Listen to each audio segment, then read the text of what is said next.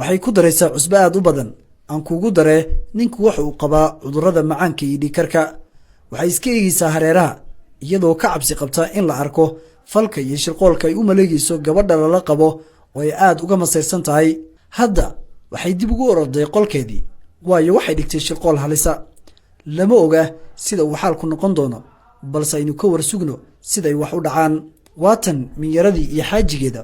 oo iyagoo isku faraxsan ka soo baxay qolka xaajigu aad buu u gaajaysan yahay wuxuu u socdaa inuu cuno cuntada ay xaaskiisa u diyaarisay waxay u dhaqaysaa gacmaha si uu u cuno cuntada wuxuu afka geliyay cantugadii u horreysay oo wuu soo xunqaacay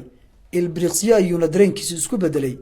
xaaskiisa ayuu u yeerayaa isagoo aad u caraysan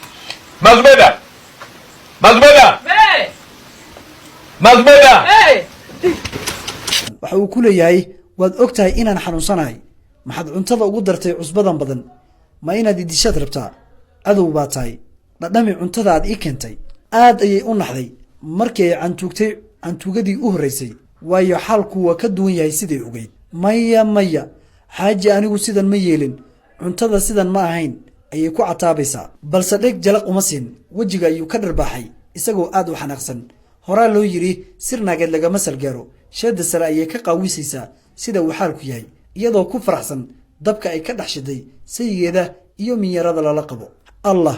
xaalku siday rabta ayuu u socdaa farxad darteed ayay kala soo booday guriga iyadoo iska dhigaysa warmooge aan la socon sida uu xaalku yahay xaaji maxaa dhacay maxaa khaldan ayay leedahay wuxuu ugu jawaabay qoftan waa cadow waxay raashinka ka buuxisay cusbo si aan anigu ugu dhinto waxay markan hadallo kulkul ku qaraacaysaa gabadha waxay leedahay hooy sidee cuntada cusbo uga buuxinaysaa miyaadan ogeyn in saygiinnu uu xanuunsan yahay oo maalin kasta aanu ku rafaadnay sidaan kolba isbitaal hor la u geynaynay waan ku fahmay qorshahaadu waxaad doonaysaa inaad ka takhallusto xaajigeenna waxaana tahay dilaa ka soo tag xaaji tan inta aysan ku dilin aad ayay u cataabaysaa minyaradu waayo waxaa loo maleegay shirqool adag ugu dambaynna waa lala helay dabinkii loo dhigay horay ayay soomaalidu uguma mahaaday sir naageed lagama salgaaro